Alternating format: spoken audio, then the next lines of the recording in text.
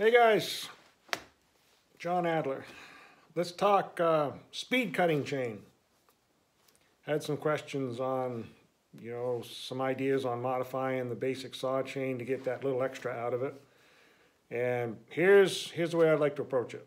Let's really quick review what that depth gauge does. All right, this guy up in the front. Depth gauge, raker, drag, rider, whatever you want to call it. Basically, we talk about it setting the thickness of the chip. Fair enough. But let's define what it does from a different angle. Let's talk about how the thickness of the chip, or the setting of this depth gauge, affects what we call the reactive forces off of the saw. Cutting downward on a log, right? Cutting with the bottom of your bar, that's going to be a pulling chain, pulls the saw away from you. Pushing chain is going to push it back at you. And then we've got that nasty, upper quarter of the bar tip, that's the kickback zone.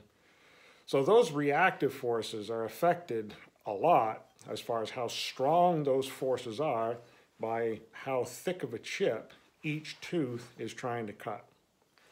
With that said, let's throw some numbers out there just so we've got some sort of a baseline to reference from. Let's, for example, say we've got a 20-inch bar on our saw, and we're in the middle of a 20-inch in diameter log.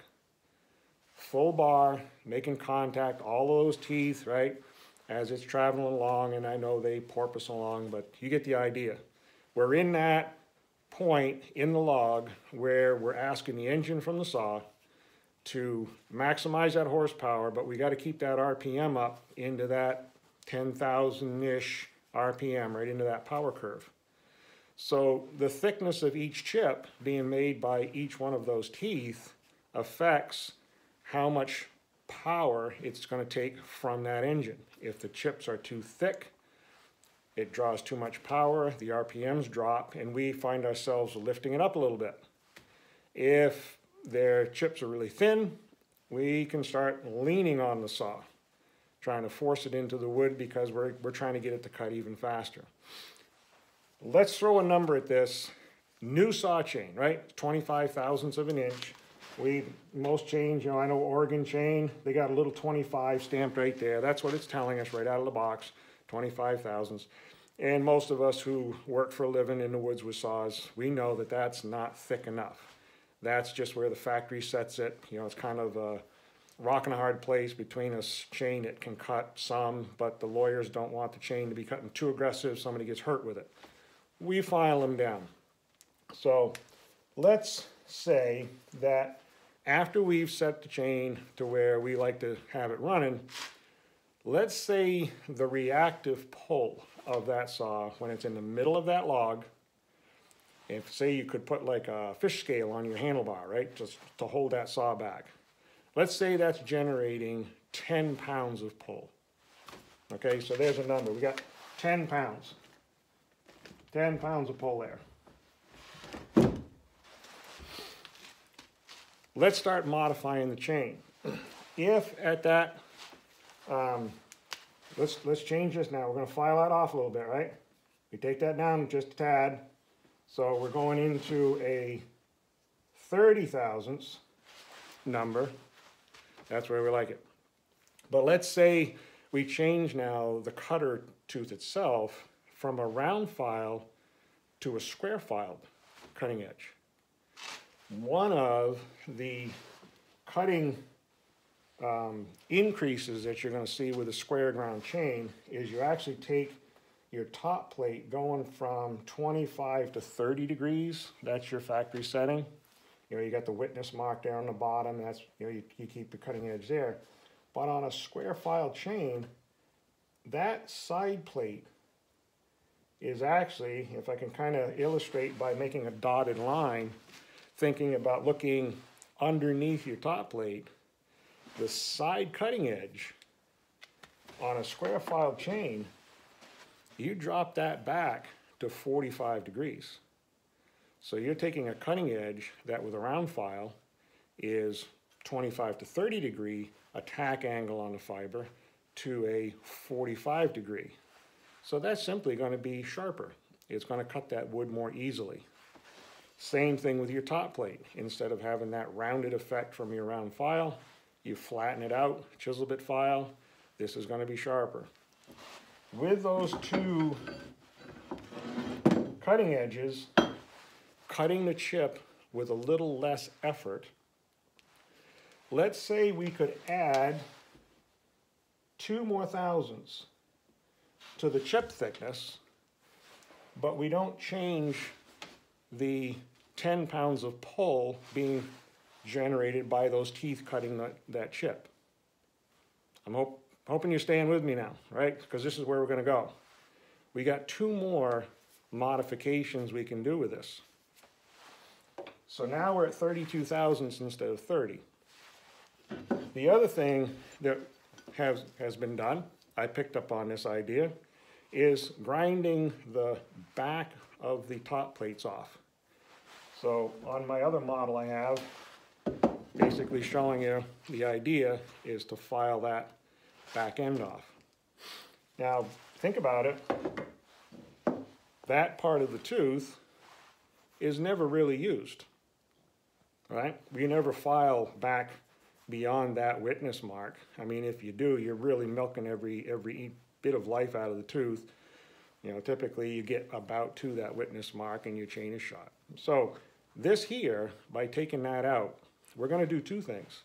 One, we're physically taking some weight out of the chain.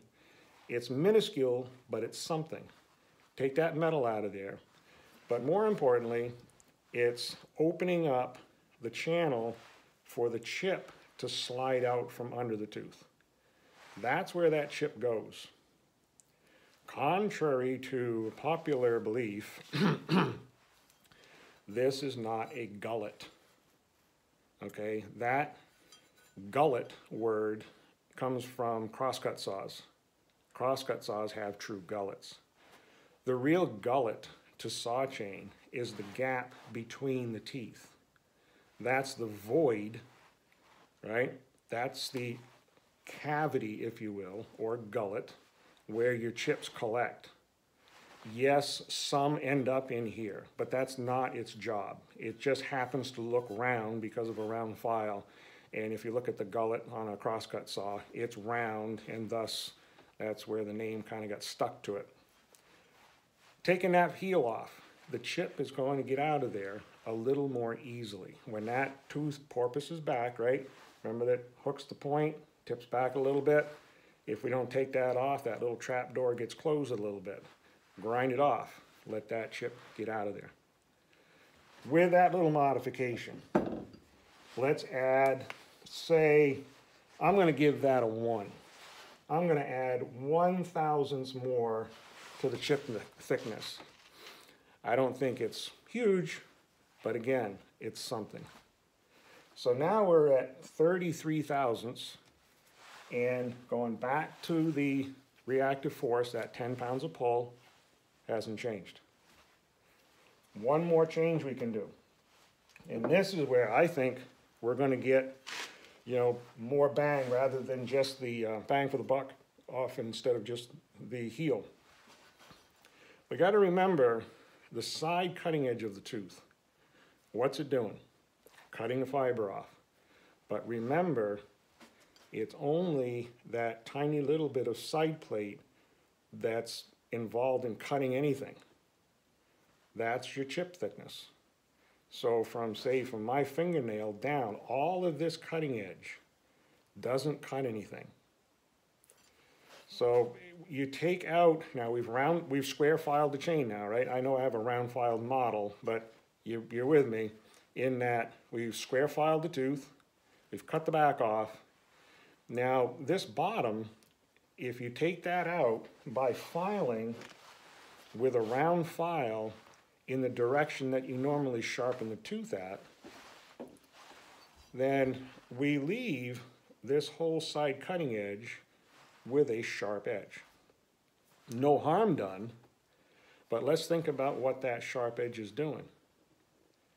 That tooth going through the kerf is going to create some drag, right? That sharp edge there it's rubbing, if you will, on the side of the cut, so that's creating some drag. That drag is pulling some power out of that engine.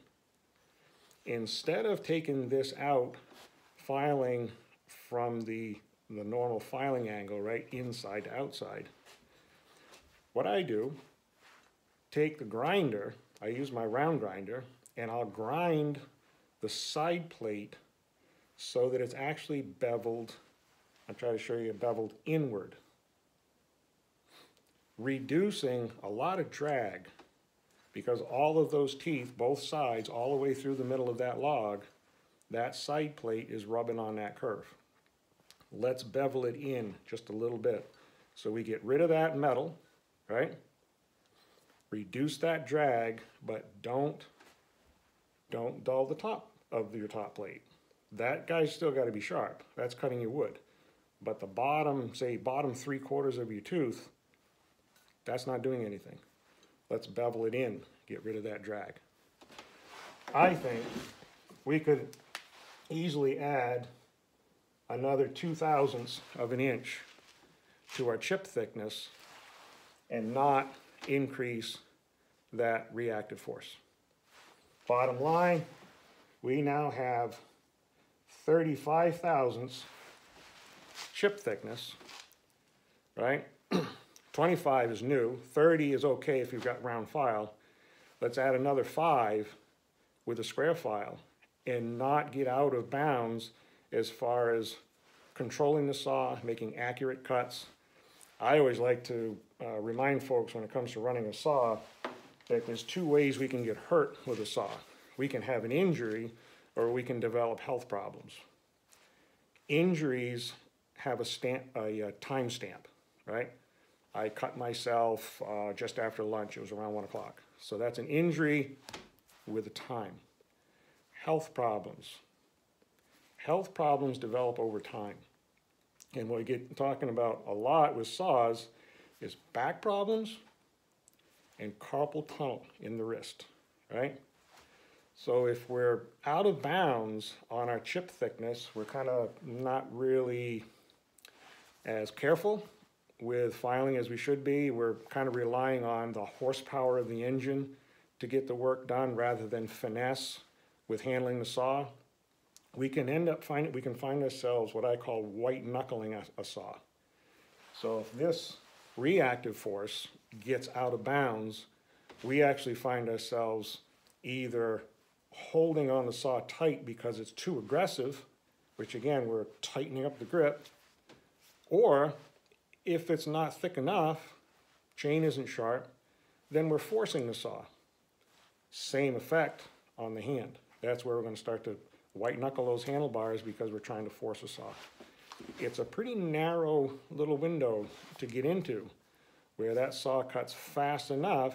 I'm in a race, I'm trying to cut wood, and at the same time keeping that saw so that I can relax with, you know, good body mechanics, a little finesse with the saw, let the saw do the work, and I'm not death gripping the handlebar all the time.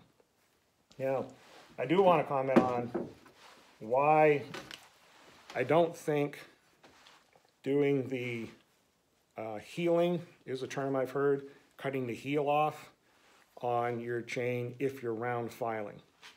The problem that's going to happen is if you can picture here by cutting the back of this off, hoping you can see that. So that's what we're doing to the chain. Now, if you round file, let's say we're round filing, right? We're coming back here and coming back here. What's going to happen is this area right here is going to get so weak. I think you could see it better. We actually take that right out of there. So there's what would be left of the tooth if we've round filed. What happens here is back on the side plate, this area of your side plate is going to become so weak that your top plates will start snapping off. So that's not good. So not that it can't be done, but just a heads up that square ground you don't have that hollowing out back under the top plate. Square 5, you've got that straight edge 5 degrees forward. Now that's what I do with my chain. I find that I get that little extra cutting speed. We're not talking about taking a chain that doesn't cut to one that cuts like crazy. I'm just working with the idea of a chain that cuts really well and getting it to cut really, really well. That little extra. Now, I do want to talk about the difference between what I'm doing and a competition chain. Competition chain, they'll do another, there's actually a couple more modifications, but the important one I want to talk about and mention is don't mess with the depth gauge. And what they'll do is they'll actually thin the depth gauge, narrow it up. It's the same idea. They're trying to reduce that drag. But remember, I'm doing this on a saw that I'm working with in the real world. I'm out on the ground, right, climbing through the brush, and you know the deal. So I don't want to compromise a safety feature of the chain so that I can make it cut like crazy fast. Competition chain is just that. A nice flat mowed field, logs sitting in a sawhorse, nice and secure, and you just got to rip through that thing as fast as possible. That's a lot of fun, go for it, but don't change your depth gauges as far as shapes and so on with thinking that's going to get you anything out in the real world. It makes the saw chain in the saw more dangerous to extreme kickback. So there's a lot of different designs and depth gauges. You know, this is your basic old style. I've got the model here. You've probably seen some of this chain. You know, it's a Vanguard style. There's the double depth gauges and ramped depth gauges. All of that is in a design to reduce the power, right, of a kickback. The chain manufacturer, their company lawyers, are just deathly afraid of a lawsuit coming from a kickback caused by their product. So they're trying to do some of these features to reduce the potential of a bad kickback. There is no anti-kickback chain. Doesn't exist. Okay, any chain can. But just wanted to mention that. That's one of the biggest differences between what I'm doing with just trying to get that extra speed out of a chain without crossing the line into a true competition chain where things can get dangerous out in the real world. So, happy to answer any questions. If that helps, hey, like I've got on the sign there, if you like this stuff, give it a thumbs up, subscribe, you know the gig. So, be safe out there.